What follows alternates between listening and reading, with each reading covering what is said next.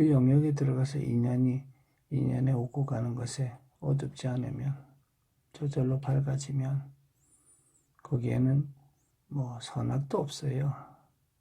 선악도 없기 때문에 또 무엇을 육군을 통해서 얻어지는 이익에 대해서 그걸 추구하지도 않습니다. 오히려 뭐 벗어나려고 더 선정에 들어가고 담는 그 과정에 더 들어가죠. 왜? 알고 난 이후에는 그 길로 전향을 하니까. 알기 전에는 아무리 무엇을 해도 그것이 이익을 추구하거나 아니면은 어느 가는 과정에서 어차피 사람은 기본적으로 먹고 자고 생활을 하려고 하는 그 기본 부분이 있어요. 그러니까 그런 번거로운 일 때문에 그 수련이 잘 가다가 그런 의식 경계에서 이익을 추구하는 일 쪽으로 빠지면서 수련이 헛되이 되는 경우가 있습니다. 그래서 극히 지극히 선하다라고 하는 영역은 착하다가 아니고요. 인연에 밝아서 그 모든 것으로부터 자유로운 존재이기 때문에 마음에서 그 자유로운 존재가 됐다 하지만 마지막에 남는 게 있어요. 그게 착하다 선하다가 아니라 남을 해할 뜻이 없습니다. 이익을 취하기 위해서 거짓말이나 이야기하는 처음에 초보에 처음에 육군을 가지고 있을 때 닦는 5계에 대해서 특히 5계나 이 계율 쪽의 어떤 부분에 대해서 걸리는 게 별로 없어요. 의미도 없고. 그래서 지극히 극선자라고 하는 것은 착하다는 아닌데 착하고 선악이라고 하는 것은 어떤 경계이기 때문에 한쪽이 악을 주장하면 반대편에서는 선이라 하고 선을 주장하면 악이라 하는 거예요. 그래서 선악의 경계가 없다라고 이야기하는 거예요. 다른 인연에 의한 과는 아주 명확합니다. 그 인연에 밝아서 무엇인가 그 인연의 결과를 보기 때문에 인연을 짓지 않죠. 누구를 또는 그게 꼭 사람만 뜻하는 건 아니에요. 모든 현상 경계에 있는 모든 인연과 그 작용에 해할 뜻이 없습니다. 일체의 좋다 나쁘다 이런 어떤 뜻이 없는 것, 그것이 극선이에요. 착하다는 건 아니에요. 그거는 위선일 수도 있어요. 착하다나 그럼 바보 같은 거예요. 멍청하다는 것과도 비슷해요. 나쁜 뜻이 아니고요.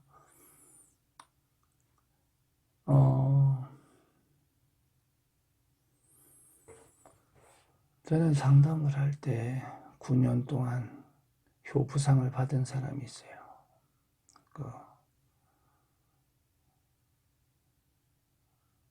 어머님이, 시어머님이죠. 시어머니가 치매고 그걸 붙어서 9년 동안 지극히 그림자처럼 따라가면서 하고 그것이 동네 사람들을 시선과 이런 것을 못 벗어나니까 처음에는 그랬다 나중에는 소문이 나고 하면서 구청인가 거기서부터 효행상을 받았나래요. 그게 효부상인가 그렇더라고요. 그리고서 왔어요. 이제 뜸 들어왔는데 그 어머니도 뜨는데 저는 이렇게 공간에서 보고서 진실한 마음에서 우러나오는 언어를 여과 없이 그대로 말하라 합니다. 그 사람이 좋다 나쁘다 어떻다라고 말하고 또는 놀라거나 이런 거에 좀 관여하지 않습니다. 그냥 그 시간과 공간 속에서 다시 못 만날 수 있기 때문에 있는 그대로를 그대로 드러내주는 경우가 있어요. 근데 그분한테는 어머니는 뜸들어 들어가 보니 딱 앉았는데 차 한잔 드세요 하면서 제가 순간적으로 딱 이렇게 눈을 본 순간에 그 모든 것을 그냥 봐버렸어요. 이분의 마음의 흔들림, 힘들었던 거, 스트레스, 또 이런 모든 것들이 또 그 경계에서 오는 부딪힘, 또 사회적인 지위, 남편과의 관계 이런 것에서 굉장히 긴 터널을 지나고 있고 또 지금도 지나가고 있고 이게 앞으로 얼만큼 더 진행할지도 모르는 그거에 대한 걱정과 그런 것들이 보여서 제가 말을 한 적이 있어요. 뭐라 얘기했냐면 손발이 차고 몸이 기운이 꺾이고 본인의 몸을 돌보지 못해서 몸을 무너지는 그런 경상이 들어 있어서 제가 그 얘기했습니다. 사람들이 말하는 주변에서 보여지는 그런 또 효부상이라고 하는 것을 받는 순간 본인은 그 모양을 하고 그 일을 계속 하다가 죽으라 하는 그런 어떤 그 철퇴와 같은 거예요. 그게 좋은 게 아니에요. 상이 아니고요.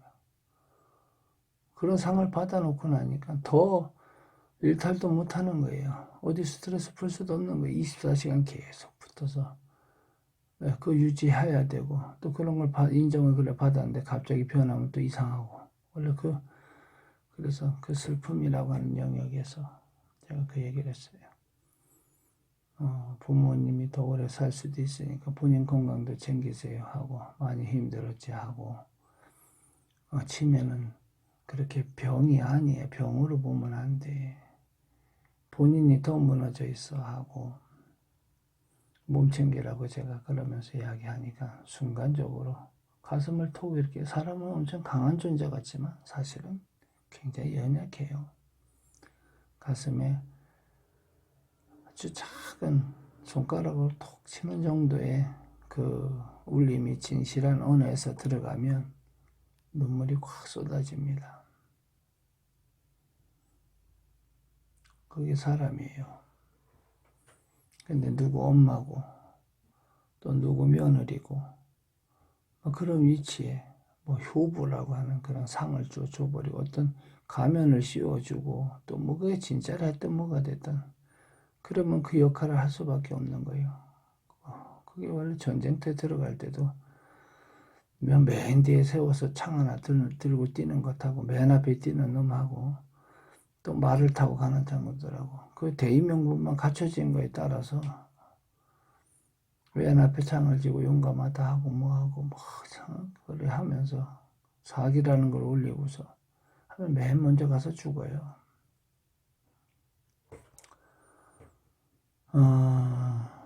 나쁘다는 얘기는 아니고요. 사람은 주로 대의명분과 이익에 의해서 철저히 그런 요건의 작용에 의해서 움직이는 경우가 거의 95%예요. 그렇기 때문에 좀 어쨌든 말이 조금 다른 방향으로 나갔는데 알 안에서 닦는다는 것은 선정에 들어가는 것이 거의 필수 요소예요. 처음일 때는 주로 선정이 많이 들어요. 하루 3시간, 4시간 항시 깨어 있으니까 사실 하루 종일 선정인데 그래도 대정이라고 해서 시공간을 무너뜨리고 들어갈 때는 주로 방 안이거나 아니면 어디 나갔을 때도 눈을 감고 그대로 전향을 해서 가버립니다. 보고 눈 뜨고서 사선을 못 본다는 게 아니라 사선에 비춰지는 걸 보는 거하고 문득문득 비춰져 들어오는 거하고 아예 현상 경계에서 육군의 모든 작용을 놓아버리고 그리고 다른 차원을 비추어서 그대로 전향해서 그 비추는 곳에 놔둘 수가 있고 거기에 그것을 볼 수가 있어요. 그리고 아무것도 없는 우리 없다는데 허공에 그대로 몸을 걸쳐두는 경우가 있어요. 의식 경계에 육근의 작용을 멈추고 완전히 그 대정이라는 곳에 들면서 그대로 허공과 일치되어 있어요. 거기 뭐가 있다가 아닙니다. 그냥 그게 삼매예요. 선정에 대정에 지극히 깊은 선정에 들면요. 업식이 녹아요. 그게 정정이에요. 정정이죠. 육근의 작용이 흔들림 없이 고요해지면 거기에 붙어있던 그 작용으로 인해서 번거로움, 움직임, 마음의 작용에 의해서 인식되어지던 모든 것들이 순식간에 사라지고 녹아나가는데 업종소멸이를 하죠. 예, 그렇게 없이 녹는 그것이 반복되어지고 깊어지고 물들지 않고 이러면은 물들지 않게 되고 청정해지는 거예요. 청정이라는 것은 그런 거예요.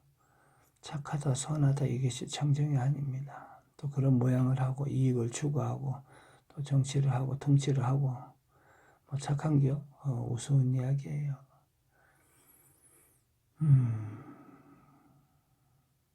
어쨌든 그렇게 극선이라고 하는 것은 그런 부분이라는 것. 청정함이 지극히 깊어지면 그게 극선이에요.